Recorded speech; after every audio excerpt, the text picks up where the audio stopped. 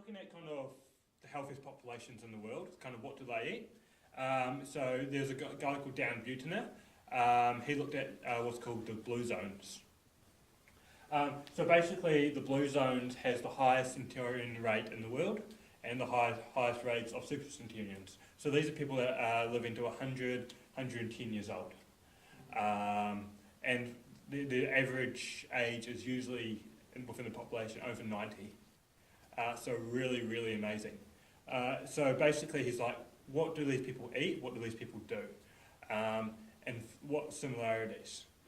Within that, basically all of them had that kind of family support. None of them smoked. They all had a plant-based diet. So that diet always comprised of basically at least 90% plant foods. Some had a little bit of meat, but that was only ever maybe 10%. So very, very low and very low in saturated fat. The saturated fat was always less than about 8%, which probably works out about 15 grams of saturated fat a day. Well, it doesn't actually take much. Yeah, what would that mean? 15 grams of saturated fat. Yeah. So it's probably half a tablespoon of oil. If that was pure saturated fat, it would be probably half a tablespoon. So it's not a lot. So if you're adding butter or anything, or cream, laden dairy, or big chunks of like one big steak or something, that would probably have more saturated fat than. If you're eating like nuts and seeds or Yeah. high fat foods, then would that be okay? Nuts are mainly unsaturated fat. Okay.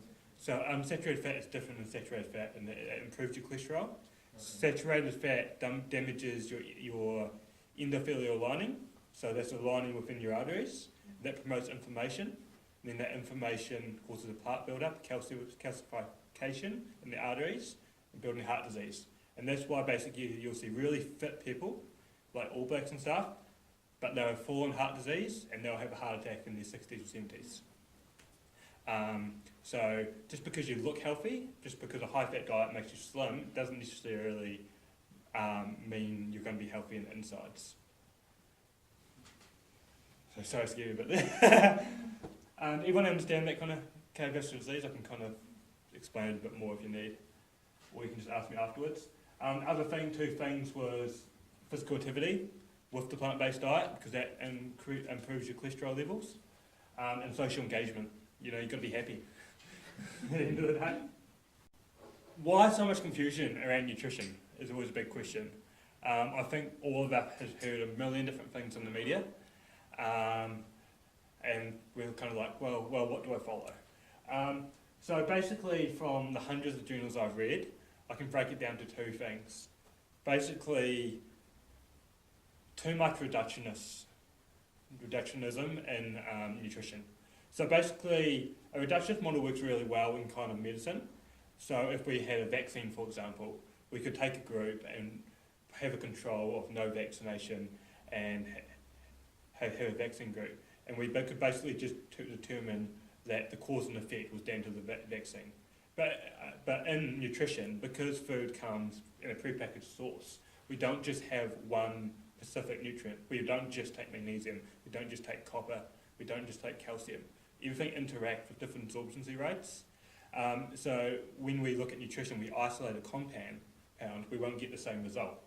So we can do kind of short-term studies, and we'll get one thing, and then they kind of put it in a supplement. But what the supplement will do will be entirely different to if you just kind of had the nut or the avocado or the bit of bread. So what we need to do in nutrition to kind of make sure we're right and we're correct is we need to basically use the reductionism to isolate the effect within the body.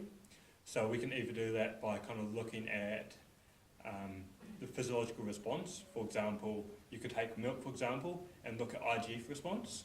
So if you have high IGF, that's a very good precursor for cancer growth. So it's going to grow cancer substantially. And then you can say, well, let's look at this, and then let's look at the populations and say, do the populations that consume more dairy have high rates of cancer?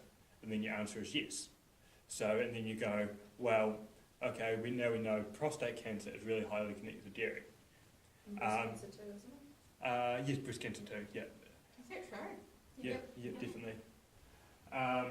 So basically, if you're ever looking at nutrition, always ask, does the short-term evidence stack up to the long-term studies? Otherwise, just kind of take it as a theory and don't look into it too much.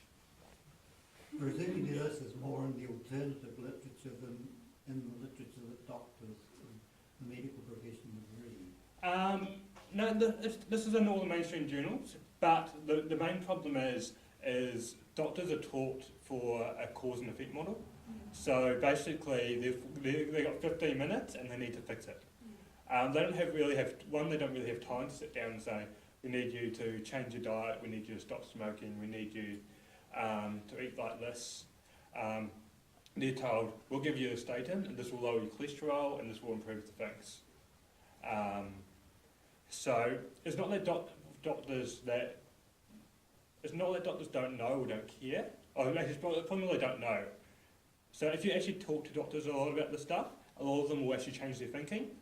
But if they've only ever looked at the specific science that's, looking at the medication, they're unaware of what else is available. So I think it's about expanding doctors' knowledge more than doctors just doing it wrong. Because they just don't know. Because I think as far as I know, in like a medical degree, you don't get taught any nutrition. Yeah, the average nutritional degree has between 0 and 20 hours of nutrition. So that's nothing, absolutely nothing. Is that a medical degree? The average medical degree. I know, because it's funny, GP will refer you off to a nutritionist. It's being a specialist. Yeah, and So- you are a specialist. Yeah. So I've kind of picked two big questions that are always controversial areas.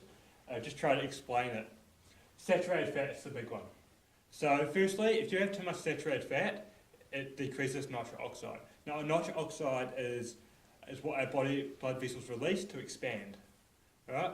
So therefore, if you have a blockage or something in your arteries and it can't expand properly, you're more likely to get a heart attack. Also, if you're exercising and you want more blood flow to get to the muscles and oxygenate your body, you need more dilation. Right? So nitric oxide is really, really good. The best thing at improving nitric oxide is fruit and veggies, especially beetroot. Beetroot's like the superpower. Thank you, whoever made the beetroot sound. Next thing is kind of the relationship to heart disease. So saturated fat basically increases your good cholesterol and your bad cholesterol in a 2-to-1 ratio. And to prevent heart disease, we kind of need to be in balance in that profile, and it's going to lead to cardiovascular disease. So that's kind of like heart attack, stroke, peripheral dysfunction. You might get kind of numbness and tingling when you're older. All those kind of things. It's all kind of related to that cholesterol build-up in your arteries. Also, saturated fat reduces the ability of HDL to work as an inflammatory. So too high saturated fat lowers the benefit of things like fish oil and stuff. So if you're eating a whole lot of saturated fat and you're taking fish oil, the fish oil is probably not actually going to do a lot. That's why you see sometimes even higher rates of ischemic heart disease in people that take fish oil tablets, even though fish oil is probably generally quite good for you. What's HDL? So HDL is high density lipoproteins. What? Yeah, okay. So I'll kind of break this down a little bit. So basically when we eat, our body kind of needs to clear out the fat within our bloodstream. Yeah. Right? So if we have excess fat, HDL are kind of like the boats, right? So the more boats we have, the better. And then the LDL are kind of like the people swimming around the ocean, right? And they're just kind of going to leech onto something if they can. So if you've got enough boats, it will just clear all the people swimming, and you're never going to have any problem. But if you don't have enough boats, the people are just going to leech onto the walls or something, and they might do some damage. So that's probably the best way to explain it. Does that kind of make sense? So HDL is the good stuff, and that's what we want, and that's what we get from healthy fats, the nuts, seeds, legumes, even like algae, was really good. And then the other thing I'd like to add is basically every long-living population ever has had a diet comprising of at least 80% carbohydrates and less than 8% saturated fat. And something we've got to realise now is even 50 years ago, the saturated fat level in animals was about a third of what we have now. So basically, to get the same health benefits as 50 years ago, you'd have to have at least a third less meat. And we're also having 3 times as much meat now as we did in the 1950s. So we can see why we have such a huge problem. So 8% saturated fat, that's probably about 15 grams a day, 15 to 20 grams a day on an 8,000 kilojoule diet. If you're an athlete or something, you might be able to get that to kind of 30, 40, just because you have so much energy during the day. But it's really not a lot. Like if you had about 3 glasses of full fat milk, you would probably reach that just by itself. Does anyone know what causes diabetes? I know Melissa knows. Right, Melissa? Basically the wrong diet. So it's like obviously eating high fat foods, then you're not able to process the sugar and the carbohydrates. Kinda. Simply. So kind of what happens is, if this is, diabetes is basically the body's inability to utilise sugars.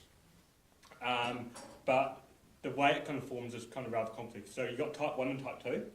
So type 1 is basically just the pancreas, the alpha cells in the pancreas not working properly.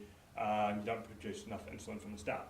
Type 2 is a little bit more complicated in that from dietary intake, you start to get fat build-up within your bloodstream. And then your small cholesterol, so your LDL and your VLDL, what either increases from saturated fat or from obesity, in which the fat leaks from the tissue, goes into the bloodstream. And then that fat can build up into the muscle.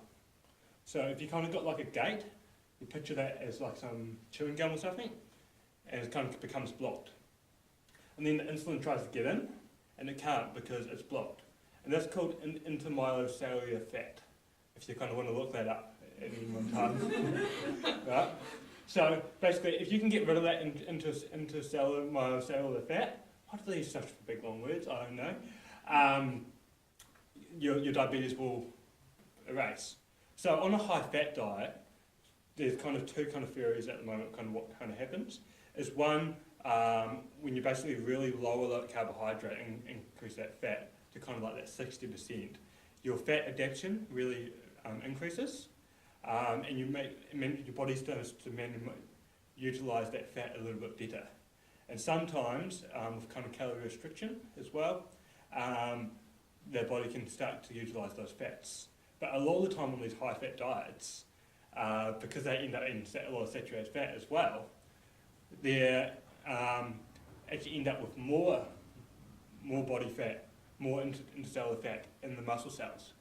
But interestingly, what happens to the blood sugars is the blood sugars go completely normal, and people think their diabetes is gone. But really what's happened is their body's gone into a ketotic state, so it'll stop burning sugars. And basically it just burns the fat within the body. So basically the diabetes still exists, they're still clogged. But because the blood sugars are stable, they think the diabetes is gone. If you suddenly put their diet back on a high carbohydrate diet, their blood sugars will shoot up, but probably even worse, and their type of diabetes will probably be even worse. Also, when you go on that high fat diet, you're removing things like fibre, what's really important nutrients, what I'd argue is quite dangerous. So good fats can be good, but you still don't want too much. And that's the real danger of the high fat diet. So the next thing I'll talk about is protein, right? Who is protein deficient in here?